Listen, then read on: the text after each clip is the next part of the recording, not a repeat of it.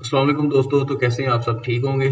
तो आज हमारा ये दूसरा लेक्चर, हमने डेप्रिसिएशन का जो चैप्टर स्टार्ट किया हुआ है उसका ये दूसरा लेक्चर है। तो आज पिछले लेक्चर में हमने 10 एमसीक्यूज किए थे, वो काफ़ी इंपॉर्टेंट थे। अगर आपने नहीं देखे तो जाके वो वीडियो देखें। तो आज हमने 11 से स्टार्ट करना है। तो बेसिकली ये वीडियो जो है, ये वीडियो पीपीएससी में होने वाले अकाउंट पेपर, अकाउंट के ऑफिसर, अकाउंटेंट या ऑडिट ऑफिसर में जो अपना एमसीक्यूज आते हैं उनके लिए ये वीडियो स्पेशल प्लान की हुई है। ठीक है, तो इसमें जो भी मटेरियल बताया पढ़ाया जाएगा तो वो स्पेशली पीपीएससी के पेपर के लिए भी होगा। ओवरऑल भी लोग इससे पढ़ सकते हैं, मतलब अकाउंटिंग तो अकाउंटिंग है ना। तो आज हमने स्टार्ट करना है क्वेश्चन नंबर 11 से।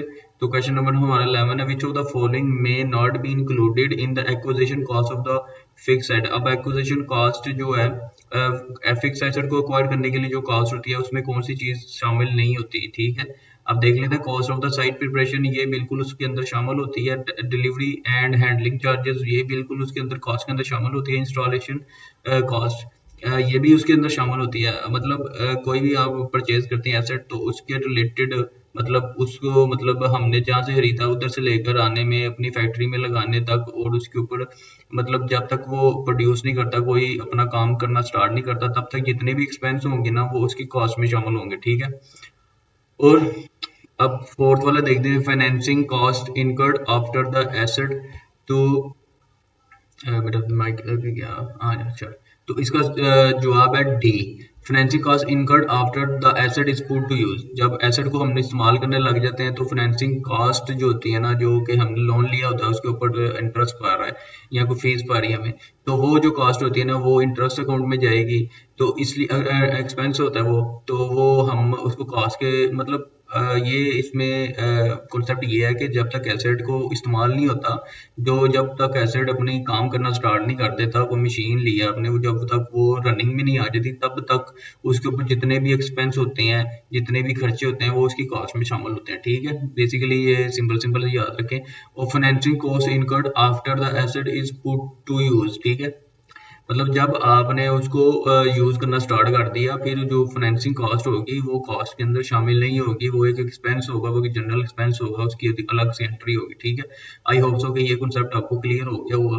तो 12वां सवाल है, depreciation method of the depreciation use for the following. अब depreciation same as it depreciation की तरह ही होता है। ठीक है, अब डेप्रिसिएशन का वर्ड हम स्पेशली यूज करते हैं नेचुरल रिसोर्सेज की डेप्रिसिएशन करने के लिए, जैसे कोयले की कान है, और इस तरह के जो सोर्सेज, मतलब नेचुरल चीज़ें हैं, उनकी जो डेप्रिसिएशन करने के लिए हम इधर ये इस्तेमाल करते हैं इस वर्ड को, डेप्रिसिएशन को। ठीक है, तो इसमें सही जवाब है wasting area, asset like mines and quarries. ठीक है, मतलब ये वो वेस्टर्न एसेट उनको इसलिए कहते हैं कि क्योंकि उन्होंने, जब हम एक लेट्स सपोज के कोयले की खान है, तो कोयले की खान में से जब तक कोयला निकलता रहेगा तो वो आस्ता आस्ता वो कम होता रहेगा। ठीक है, एट द एंड जाके उसने उसकी अमाउंट सिफर हो जाती है, तो इसलिए उसको वेस्टिंग एसिड भी कहा जाता है।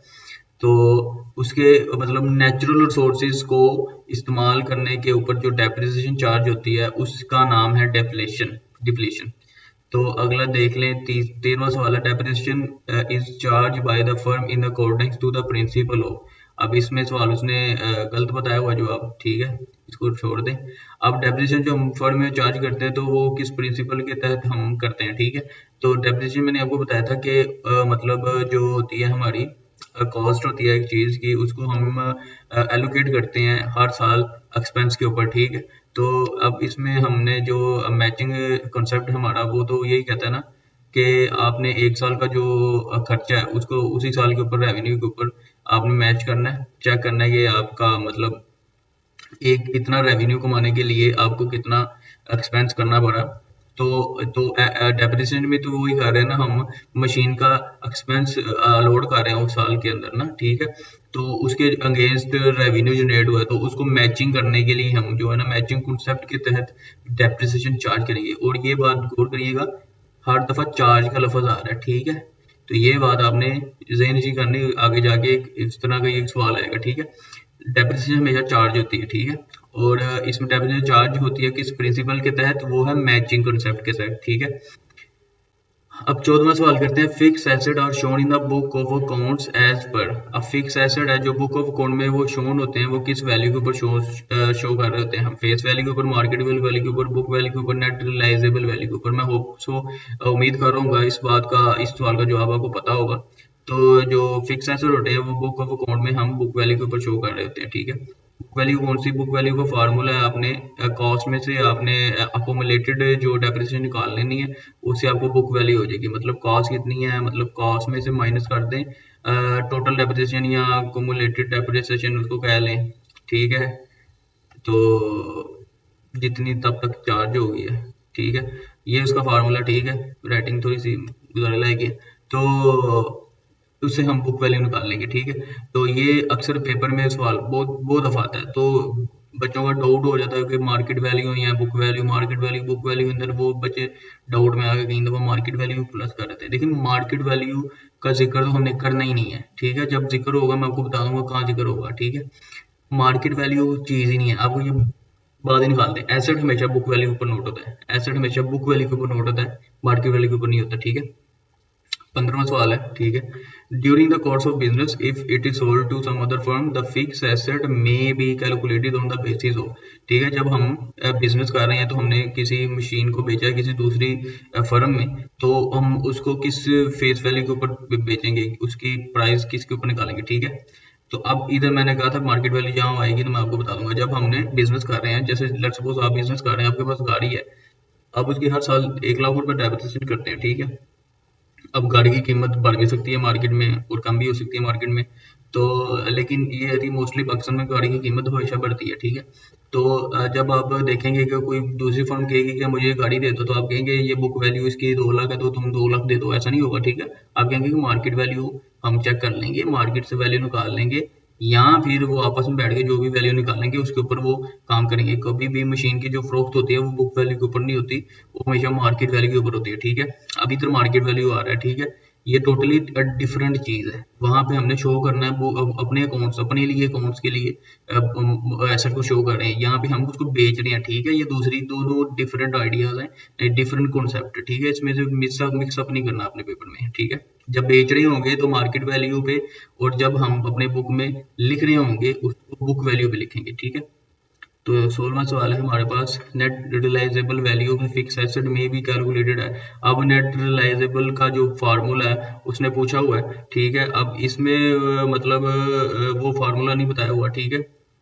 अब ये जितने भी फार्मूले उन्होंने दिए हुए ये गलत है, ठीक है। नेट रियलाइजेबल का फार्मूला होता है जो हमारी कॉस्ट होती है, सॉरी कॉस्ट कह रहा हूँ, जो सेल प्राइस होती है उसमें से माइनस कर देंगे सेल के एक्सपेंस को, तो मार्केट वैल्यू आ जाएगी। ये इसका फार्मूला है, ठीक है। पेपर में उन्होंने फार्मूला तो नहीं दिया हुआ, क्वेश्चन में उन्होंने market value of the asset दी हुई है, तो उससे मार्केट वैल्यू निकलती है। मतलब आपकी कीमत है, आपके 1 लाख रुपया मतलब गाड़ी की कीमत लगी है, ठीक है, और उसको बेचने के ऊपर जो उसके सेल एक्सपेंस हुए हैं, उसको कॉस्ट आई है, सेल कॉस्ट आई है, तो वो समझ लेके 5,000 है, 10,000 है, तो 1 लाख में से माइनस कर देंगे उसको 5 या 10,000, तो जो भी 95 या 90,000 लगा लें, 10,000 उसकी कॉस्ट आई है, एक्सपेंस हुआ है, तो उस 10,000 को हम नेट रियलाइजेबल वैल्यू कहेंगे, जो कि हमें हाथ में आई है, वो पैसे जो हमने बेच के उस फिक्स एसेट को हमारे हाथ में जो at the end of money हमारे पास आई है, उसको नेट रियलाइजेबल वैल्यू कहते हैं। उसका फार्मूला है सेल प्राइस माइनस इसको कर देंगे कॉस्ट ऑफ सेल्स, ठीक है। अब 17वां सवाल है जी, 17वां सवाल है, in which of the following method cost of the asset is written off in equal proportion during its useful life. ये सेम डिस्कस हमने पिछले किया था, ठीक है। हमने एम्पिरिकल भी किया था, उसके अगला सवाल ये किया था 7वां सवाल, ठीक है। हमने कहा था स्ट्रेट लाइन मेथड में डेप्रिसिएशन हम फिक्स चार्ज करते हैं और द पीरियड ऑफ टाइम, और एंड पे उसकी कीमत क्या हो जाती है, 0 हो जाती है, ठीक है। ये हमने डिस्कस कर लिया था पिछले सवाल। तो सेम उसी तरह का सवाल है कि वो कौन सा मेथड है जिसके अंदर हम जो डेप्रिसिएशन चार्ज करते हैं वो इक्वली प्रोपोर्शन के तहत करते हैं, ठीक है। एसेट को रिटर्न ऑफ करना, एसेट का मतलब यही है, एसेट को जो हम है ना डेप्रिसिएशन ही कर रहे हैं, ठीक है। तो अब मैंने जैसे आपको बताया कि इसमें स्ट्रेट लाइन मेथड है, स्ट्रेट लाइन मेथड में हम जो है ना डेप्रिसिएशन को इक्वली प्रपोर्शन के तहत, मतलब एक साल उसकी 5,000 है तो अगले साल भी उसकी 5,000 ही होगी, इस तरह हम उसको एक ही प्रमोशन के ऊपर उसको चार्ज कर रहे होते हैं हर साल। तो 18वां सवाल है हमारा जी, the proportion of the acquisition cost of the asset yet to be allocated is known as. जो हमने क्वाइट किया था एसेट, उसकी कॉस्ट जो है जो अभी अलॉट नहीं हुई उसको क्या कहते हैं, ठीक है। तो ये बहुत सिंपल सा सवाल है, लेकिन बहुत उसने टर्म करके पूछे तो बच्चे अक्सर गलती कर देते हैं। बहुत सिंपल सा सवाल है। उसने पूछा कि वो चीज, वो कीमत, वो कॉस्ट जो अभी तक एलोकेट नहीं की, वो जो मैंने आपको कल पढ़ाया था कि डेप्रिसिएशन डेप्रिसिएबल वैल्यू जो होती है यहाँ, इसको निकालने का मतलब हमने इधर पढ़ा था, सॉरी इधर टोटल डेप्रिसिएशन जो होती है वो डेप्रिसिएबल वैल्यू निकालने के हम निकालते हैं। तो मतलब ये होता है टोटल डेप्रिसिएशन, कॉस्ट में से स्क्रैप वैल्यू निकाल देंगे तो हमारे पास डेप्रिसिएबल वैल्यू हो जाएगी, ये कि इतनी ही चार्ज कर सकते हैं, इससे ज्यादा नहीं कर सकते, ठीक है। अब इसने ये पूछा है कि मतलब उसके बाद हम देखते हैं कि हमने ये सवाल किया था कि 5000, हमने ये वाला सवाल 6 वाला, ठीक है। इसमें हमने किया था 28,000 में से 3,000 माइनस किया तो 25,000 आ गया था। तो 5 साल उसकी एसेट वैल्यू थी, 25,000 को 5 पे डिवाइड किया तो 5,000 हमने हर साल उसकी डेप्रिसिएशन करनी थी। तो सेम ये सवाल ज़हन में रखें। तो उसने कहा कि एक साल हमने कर लिया और दूसरे साल ये सवाल उसने समझ लिया, पूछ लिया था proportion of the acquisition cost of the asset yet to be allocated is known as, मतलब जो अभी एलोकेट नहीं हुई, 5,000 तो एलोकेट हुई, कितनी एलोकेट नहीं हुई, 20,000 एलोकेट नहीं हुई, और 300 स्क्रैप वैल्यू 23,000, ठीक है। उसको हम क्या कहते हैं, अकोमुलेटेड वैल्यू या return on, sorry accumulated value बोल दिया, रिटर्न ऑन वैल्यू कहते हैं। अब मैंने ये भी डिस्कस किया था पिछले सवाल में कि रिटर्न ऑन वैल्यू जो होती है वो अलग है और रिटर्न ऑन मेथड अलग है, ठीक है। एसेट जब बैलेंस शीट में शो करते हैं तो एसेट को जब माइनस करते हैं डेप्रिसिएशन अमाउंट से, और जब जो वैल्यू आती है बुक वैल्यू का नाम ही रिटर्न ऑन वैल्यू है, ठीक है। और उस ये रिटर्न ऑन वैल्यू का मतलब ये है कि हमारे पास जो एसेट की मौजूदा कीमत है वो बुक्स अकाउंट में, तो उसका नाम है रिटर्न ऑन वैल्यू, ठीक है। मतलब अभी तक ये कीमत जो है ना कि हमने एलोकेट करनी है अपने आने वाले सालों में, ठीक है। तो सेम सवाल है, सिंपल सवाल है, proportion of the acquisition cost yet to be allocated, वो कॉस्ट जो अभी तक एलोकेटेड नहीं हुई उसका क्या नाम है, रिटर्न डाउन वैल्यू मेथड। अब इसकी जगह बुक वैल्यू भी हो सकती है, मेथड सॉरी बोल दिया, रिटर्न डाउन वैल्यू, ये रिटर्न डाउन वैल्यू की जगह बुक वैल्यू भी लिखा आ सकते हैं, ठीक है। तो आपने कंफ्यूज नहीं होना, अगर वो ज्यादा कंफ्यूज करना चाहेगा तो बुक वैल्यू लिख देगा, ठीक है। तो at the time of procurement of the asset it is reported at the acquisition cost due to, जब हम एसेट को प्रोक्योर कर रहे होते हैं, ले रहे होते हैं, तो जब उसकी एक्विजिशन कॉस्ट होती है उसको जब लिखते हैं, रिपोर्ट करते हैं, तो उसको किस प्रिंसिपल के तहत रिकॉर्ड करते हैं, तो हम उसको हमेशा हिस्टोरिकल कॉस्ट के ऊपर, प्रिंसिपल के ऊपर रिकॉर्ड कर रहे होते हैं। कि हमें पता है कि अगर हमने 25,000 का एसेट लिया है तो हमने हर साल 25,000 भी उसकी कॉस्ट शो करनी है, उससे ज्यादा या उसके कम नहीं कर सकते। ये नहीं कर सकते आज मार्केट की वैल्यू लगा लेते हैं, आज मार्केट में तो इतना पैसा है तो इतनी कॉस्ट शो कर देते हैं, नहीं, हिस्टोरिकल कॉस्ट मेथड प्रिंसिपल इसके ऊपर लगता है। तो ये बहुत सिंपल सा सवाल था, ठीक है। 20वां सवाल कहता है रिटर्न ऑन वैल्यू में भी may also be called as, ठीक है। रिटर्न ऑन वैल्यू मैंने आपको बताया था कि अभी इस सवाल में उसने बुक वैल्यू तो नहीं दिया, तो बी आंसर होगा। रिटर्न ऑन वैल्यू का दूसरा नाम क्या होता है, बुक वैल्यू, ठीक है। रिटर्न ऑन वैल्यू वो वैल्यू होती है जो कि एसेट की मौजूदा होती है, जो डेप्रिसिएशन चार्ज होने के बाद हमें शो हो रही होती है बैलेंस शीट में, उस वैल्यू को हम रिटर्न ऑन वैल्यू कहते हैं।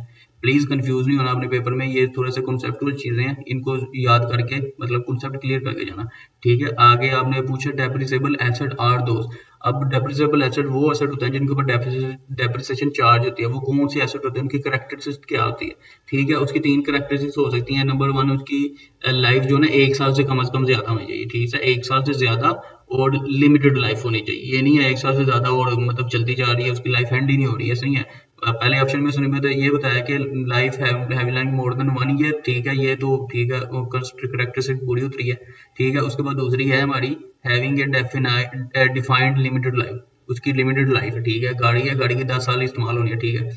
और ऐसा टाइप से 20 साल 30 साल इस तरह का करके उसकी लाइफ होती है, ठीक है। तीसरा देता है which are the good which are use for production of the goods. सारी बात है, हमने कोई एसेट लिया है उसको किस लिए लिया है, उससे कोई फायदा लेने के लिए ना, उसका हमसे बेनिफिट लेना है उसे, उसको ये तो नहीं हमने रख के सेल करना है, अगर रख के सेल करेंगे तो वो हमारी प्रोडक्ट हो जाएगी। तो इस सवाल में जवाब है डी। अब ये तीनों चीजें आपने पढ़ा दी मैंने आपको कि वो एसेट जिसकी लाइफ 1 साल से ज्यादा हो और दूसरी उसकी लाइफ लिमिटेड हो, 1 साल से ज्यादा हो और अनलिमिटेड लाइफ ना हो, और तीसरा वो कि हम उसको प्रोडक्शन के लिए यूज कर रहे हैं ना कि उसको हम रीसेल करने के लिए, ठीक है। आगे ये सवाल दूसरा जो अपना इस तरह का सवाल आएगा, which of the following are the capital ledger. Capital ledger के एक्सपेंस या कोई भी चीज वो होती है जिसके फायदे हम लॉन्ग टर्म लेके जाते हैं, मतलब ये छोटे फायदे होते हैं, शॉर्ट टर्म फायदे, लेकिन एक फायदे होते हैं लॉन्ग टर्म के लिए हमने यूज कर रहे होते हैं, तो इसको कैपिटल नेचर के कहते हैं। ठीक है, अब परचेज ऑफ ट्रक ये तो लॉन्ग टर्म के लिए भाई, हाँ परचेज एक बार बार तो नहीं ना करते। कॉस्ट ऑफ द रिपेयर, यार कॉस्ट ऑफ द रिपेयर मतलब रिपेयर हमें बार बार करना पड़ जाता है, तो ये थोड़ा सा गड़बड़ लग रही है। ठीक है, अगला पढ़ते हैं।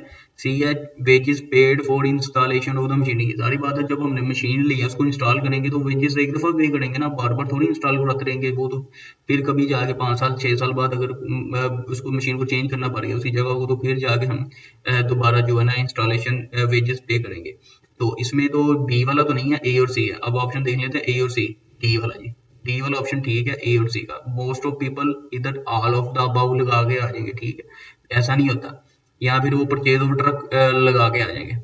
ज्यादातर ऑल ऑफ अबव या ज्यादातर ए को लगा के आ जाएंगे। परचेज ऑफ ट्रक, ट्रक तो 1 साल बाद लेते हैं, लेकिन उनको ये नहीं पता कि वेजेस की जो इंस्टॉलेशन होती है ये भी कॉस्ट के अंदर चल रही होती है, ये भी कैपिटल लेजर का एक्सपेंस है। ठीक है, तो ये थोड़ी सी कंसेप्चुअल चीजें, अगर आपको ये बताओ कैपिटल नेचर की जो चीजें हैं, मतलब अगर पेपर में कैपिटल नेचर का कोई और सवाल पूछ लेता है तो आपको पता होगा कि ये वो कौन सी चीजें कैपिटल नेचर की, कौन सी चीजें कैपिटल नेचर की नहीं है।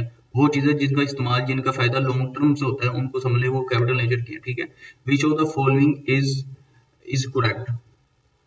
अब उसने पूछा कि कौन सा जो चीजें मैंने स्टेटमेंट दी हैं या वो ठीक है। एक एक करके पढ़ते हैं। Depreciation provision is at the description of the manager. जो डेप्रिसिएशन की प्रोविजन होती है वो मैनेजर की मर्जी से हम कर रहे होते हैं या उसकी रजामंदी से कर रहे होते हैं? नहीं, ऐसा तो नहीं है। डेप्रिसिएशन तो डेप्रिसिएशन है। डेप्रिसिएशन इज ए चार्ज यानी प्रॉफिट। हाँ, इधर मैंने आपको 3-4 दफा पिछले लेक्चर में कहा था कि डेप्रिसिएशन हमेशा चार्ज होती है, चार्ज होती है against the profit, against the profit charge होती है। ठीक है, अब depreciation appropriation against the profit, अब वही चीज उन्हें बोली हुई है लेकिन उसने लफ्ज अप्रोप्रिएशन कर दिया। ठीक है, most of the people in student जो इन दोनों में से ना वो मतलब डाउट में आ जाएंगे, तो कोई सी लगा देगा कोई बी लगा देगा। ठीक है, डाउट में जब आए तो गए। ठीक है, मतलब ये एक बात हमेशा याद रखनी है, जब अपने ऊपर ये बिलीव रखो कि मैंने तुक्का लगानी नहीं है। ठीक है, अगर तो मैंने तुक्का लगाना पड़ रहा है तो समझ लो कि 80% गलत होगा। ठीक है, 20% चांस है तुक्के के ठीक होने के। तो ये माइंड सेट लेकर जाओगे ना तो आप तुक्का नहीं, आप कंसेप्चुअल चीजें करके जाओगे। ठीक है, करके आओगे। Depreciation is provide only if profit is made. Depreciation तब चार्ज होती है तो जब प्रॉफिट मिलता है, ऐसा तो नहीं है। डेप्रिसिएशन तो हम मतलब चार्ज करते रहते हैं, प्रॉफिट बने ना बने, वो तो एक कंटिन्यूअस एक्सपेंस है, उसने हर साल चार्ज होना है। ठीक है, इसका सही जवाब है B, depreciation is a charge against the profit. ठीक है, डेप्रिसिएशन जो है उसने होना ही होना है, प्रॉफिट हुआ है नहीं हुआ ये हमारा कंसर्न नहीं है, डेप्रिसिएशन का कंसर्न नहीं है। उसने डेप्रिसिएशन ने हर साल चार्ज होना ही होता है, इसलिए प्रॉफिट लेने से पहले ही उसे चार्ज कर लिया जाता है, ताकि प्रॉफिट लेने के बाद ये जो उसने पूछा ना अप्रोप्रिएशन अगेंस्ट द प्रॉफिट, ये होता है जी डिविडेंड के लिए। ठीक है, जब प्रॉफिट ले लेते हैं तो उसके बाद फिर उसको डिवाइड करते हैं, डिविडेंड को दे दो जी, अपने शेयर होल्डर को दे दो। लेकिन डेप्रिसिएशन क्योंकि एक फिक्स रेंट है, फिक्स एक्सपेंस है, इसने होना ही होना है, इसने चेंज नहीं होना है, इसके ऊपर कोई मतलब डाउट नहीं है कि इस साल नहीं करेंगे तो अगले साल कर लेंगे, ऐसा नहीं होता। ठीक है, depreciation is charge against the profit. ठीक है, 24 क्वेश्चन देख लेना। Which of the following is usually not assumed to be depreciation. अब आ गया ना ये वाला सवाल जो मैंने आपको सॉरी ये वाला 21वें वाला, इसका हमने डिस्कस किया था कि डेप्रिसिएशन की कैरेक्टरिस्टिक्स, एसेट की कैरेक्टरिस्टिक्स क्या है। अब एक एक करके कर लेते हैं जी। Land, building, plant, office equipment. ठीक है, अब इसमें देखेंगे मतलब लैंड के ऊपर देख लें कि इसकी लाइफ लिमिटेड है। लैंड की लाइफ कभी लिमिटेड नहीं होती, ये अनलिमिटेड लाइफ है। तो हमारा तो ऑप्शन 1 नहीं हो गया पूरा, इधर से ही हो गया पूरा। बिल्डिंग की लाइफ लिमिटेड होती है, अनलिमिटेड होती है? नहीं, लिमिटेड होती है। बिल्डिंग को हम इस्तेमाल कर सकते हैं अपनी फैक्ट्री के लिए, तो इसलिए इसके फायदे के लिए हो रही है इस्तेमाल। ठीक है, और उसके बाद इसकी लाइफ 1 साल से ऊपर होती है, बिल्कुल ऊपर होती है। मोस्ट ऑफ द पीपल इसमें जो करेंगे ऑफिस इक्विपमेंट लगाएंगे कि ये जवाब है। ठीक, ऑफिस इक्विपमेंट यार कोई ये नहीं होगा डेप्रिसिएशन, लेकिन ऑफिस इक्विपमेंट के ऊपर भी डेप्रिसिएशन होती है। ऑफिस इक्विपमेंट भी 1 साल से ऊपर यूज होती हैं, वो इस्तेमाल उनका जो है ना बिजनेस के फायदे के लिए होता है। 25वां सवाल करते हैं, फिर अपना लेक्चर क्लोज करते हैं। The term used for allocating the cost of natural resources such as oil and gas। अब इस सवाल का जवाब मुझे बताने की ज़रूरत नहीं होनी चाहिए कौन सी टर्म है जो यूज़ होती है allocating the cost of, allocating the cost for natural resource, allocating the cost for natural resource का क्या मतलब है? डेप्रिसिएशन की बात हो रही है ना, such an oil and gas. तो हमने पीछे डिस्कस किया था कि नेचुरल रिसोर्सेज को डेप्रिसिएशन के नाम से नहीं जानते, उसको एक अलग से नाम से दिया हुआ है जिसका नाम क्या है जी? Depletion, depletion. ठीक है जी, बी आंसर है इसका। तो आज का लेक्चर इधर क्लोज करते हैं। होप्स हो कि इंशाल्लाह आपको कोई हेल्प हुई होगी इस लेक्चर से। ठीक है, मजीद वीडियो देखने के लिए इंशाल्लाह हम 3-4 लेक्चर के अंदर डेप्रिसिएशन का कॉन्सेप्ट जो भी है टॉपिक्स इधर क्लोज करेंगे, ताकि आपको ये वीडियो देखने के बाद जो डेप्रिसिएशन मुकम्मल करने के बाद आपको मजीद डेप्रिसिएशन पढ़ने की ज़रूरत नहीं पड़ेगी। ठीक है, पेपर में जो भी सवाल होगा इंशाल्लाह आप अच्छे तरीके से हल कर सकेंगे। मजीद दोस्तों के साथ ये शेयर करें जो तैयारी कर रहे हैं। अल्लाह हाफिज़।